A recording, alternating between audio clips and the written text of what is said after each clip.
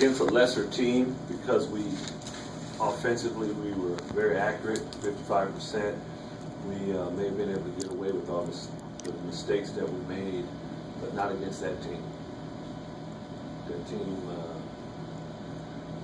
That team is explosive. They're good. Between the second half turnovers and just our defensive lapses, just too much to overcome against that type of talent. I think that would, like, afterwards you said that with those turnovers, it wasn't as if their defense changed or like they did anything sort of gimmicky. No. Were you able to really then pinpoint as to why just sort of some passes just didn't get through that? Well, some of it we talked to our team about it. They're just longer and they anticipate really well, but for the most part, it was just negligence, I would have to say. You talked about maybe guys not trusting that if they switched, the other guy would do the right thing. That was definitely evident. Yeah. Is that just a product of playing a team with so many good players? It could do that. You know, when you look around on the floor, most of the game there were 5 guys on that floor that could make plays. There was not a player on that floor that you didn't have to guard, and there were some that you really had to pay close attention to. And the switching was one thing, but then hugging that guy. You know, I'm defending you. The ball's clear on the other side, but once it starts working its way over here and it gets to you, man, you're really good, so I don't want you to get it. That's not how we defend. That's not how we were taught to defend from day one. Weak side is team defense, but we began to get too conscious of our own man last night, and that didn't work. That surprised you? It did last night because we had been doing such a good job of playing team defense, and there it was. But again, it wasn't like that the entire game. First half, we were pretty good. We were doing a good job. We made a couple mistakes here and there, but we were covering for each other. It only came up in the second half. And that was the difference, obviously. And to just give up like the 91 points at home at this time of the year, was that just too many points? Because it seemed, again, offensively, you guys did enough to win that game, but 91 points at home in the 30th game of the way they were giving up, yeah. Just like home run turnovers. Again, Adams scored half of his points in transition. Half of his points were in transition. You know, a couple off the offensive glass, but a number of their points. 23 off of our turnovers, a lot of that was in transition. So I have continued to say since the game ended last night, if you give up 23 points due to our turnovers, and then we have as many defensive lapses as we had against that team, just shooting ourselves in the foot. Did last night's result, or I guess the way it happened, do anything to change what you think you guys are capable of next week in the tournament? No, not at all. The word you use, capable, I think is the operative word at this point. We're capable. We were capable in the first half. And, you know, in the second half, it wasn't like we totally fell apart. We were still within 4 with several minutes to go. So it was a game the entire time. So we're definitely capable. We just have to somehow between now and tomorrow and next week, we have to have that focus that we've had at times this year where we're just so together on the offensive and defensive end that we're a much, much better team. We have to find that focus. How much then does tomorrow's game even matter then? It matters quite a bit. Yeah, for It a matters coach. quite a bit. But if the game last night really didn't change much for next week, it puts us at 500 in our league. It's one more victory. It's another chance to get better. It matters. Definitely matters. if you win, it would clinch an above 500 overall record this season too. Does that matter more than anything else, or is that just kind of a consolation type deal? I think it's better to have a winning record than a losing record, you know, but that's not going to get us in the NCAA tournament. We need to do better. Have you had a chance to see SC? Yes. Sort of much in this year and Yeah. impressions of them? You know, SC is very interesting. They went in last night to Pullman, and they played really well. They were the first team to beat Cal when Cal was undefeated. Earlier, I think Cal was 5-0, and there have been many games that USC has come out and looked like they had a chance to win the game, but they didn't finish the game. So a team like that is very dangerous. Their perimeter is really explosive, and they have really good size inside. They start 7'2" and 6'10" on their front line.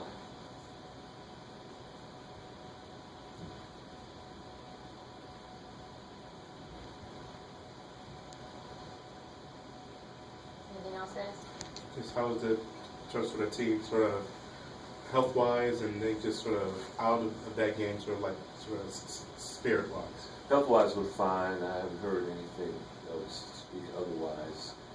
Since we dismissed them last night, I haven't really seen them. So. But I would imagine we'll come back. Understand that we have to turn the page, and that there's still a lot on the line, and we have a game tomorrow in less than 24 hours. Do you start Harris again and Connor Smith alongside him being senior day? We won't start Connor. Still trying to decide with Harris. And that you do that again because of what? What? The starting seniors on senior day. Did it when I was an assistant. Jim Herrick would always do it. Just kind of continue that tradition. It's, you know, you think how much it affects the game, but it's never affected the game in all the years that we've done it. And I've been a head coach at 3 different places, and it's never affected the outcome of the game. It's never hurt us, and it's really to me, for that senior that hasn't had an opportunity to start and might not ever get one, and this is his last opportunity. He can say he heard his name called out. He was in the starting lineup in Division I basketball. For the 2 or 3 minutes that it happens, pretty special for them. Something they always do.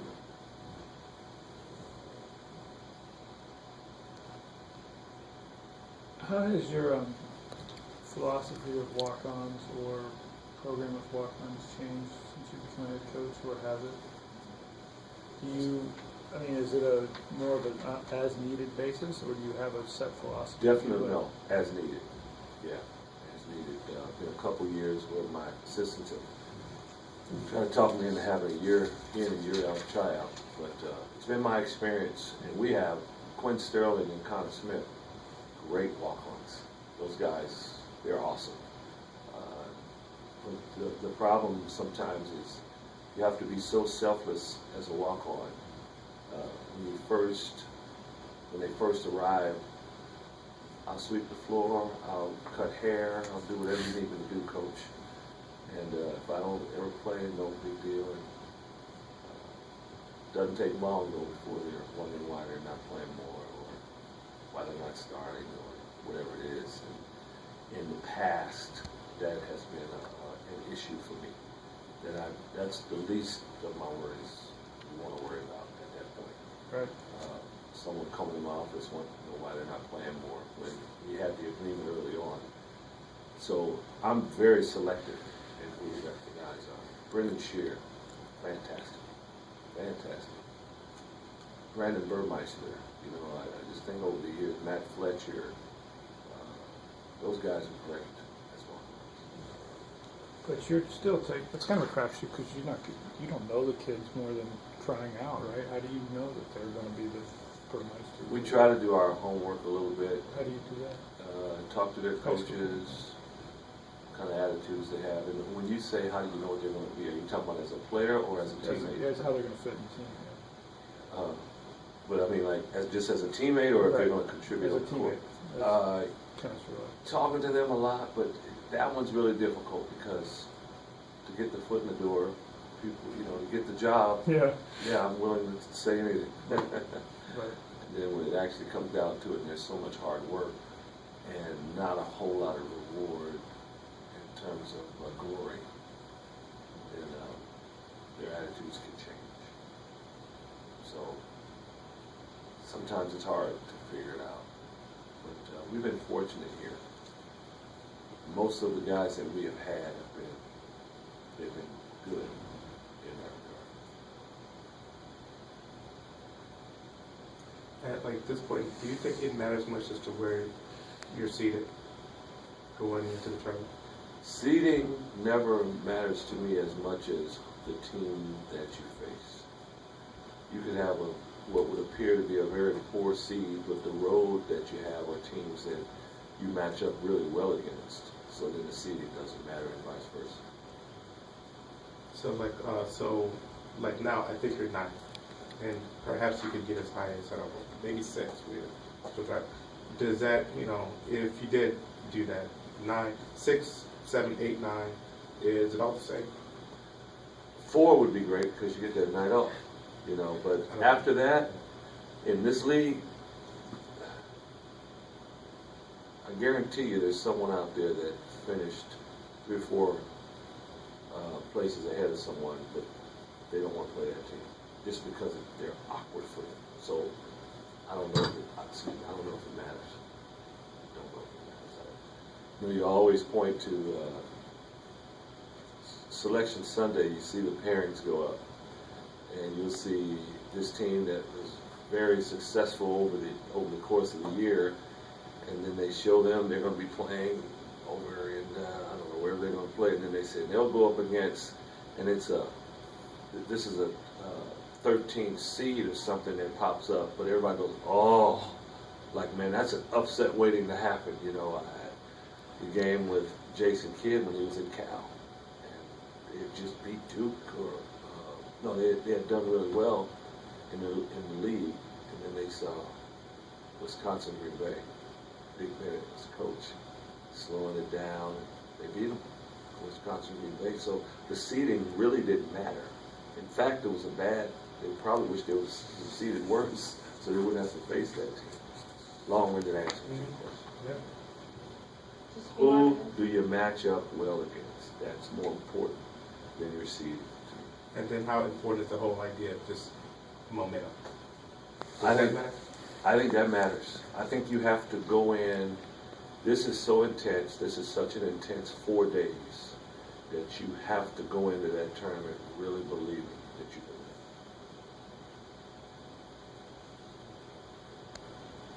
win. I've said this many times. I don't know if you remember or not, but there was a situation that would probably contradict what I just said. When we were in St. Louis, year 2000, we played Cincinnati on Senior Day, and it was there. Kenyon Martin was a senior, and when he went out, when they introduced him for senior night, and he was all in tears. So we lost by 44 in that game. He was blocking everything, and it was one of the worst whippings I've ever been involved with as a head coach. The next week, we beat him and won the tournament. So I don't think there were 2 guys on our team that thought we could win that tournament, knowing that in the second game we were going to face Cincinnati, who would just beat us like that. So we didn't have the mindset, but you get in the tournament, you win that first one, somehow you win the second one, here comes that belief. With each win, that belief comes. So if you can get there and already have that belief, I think it does nothing else. You know what? That St. Louis team, you guys won 5 straight games? 4. 4 straight games. And what, the first time that happened in that league? It was the first time that St. Louis had ever done it. It might have been the first time in that league. I don't remember exactly. It's a crazy deal, though. Didn't Martin break his leg? Kenyon Martin broke Was his it leg. your game or It before? was our game. Yeah, something We were up when he broke it, though. like that. Okay. I didn't mean to take anything away from the Billikens. It's so competitive. You're good.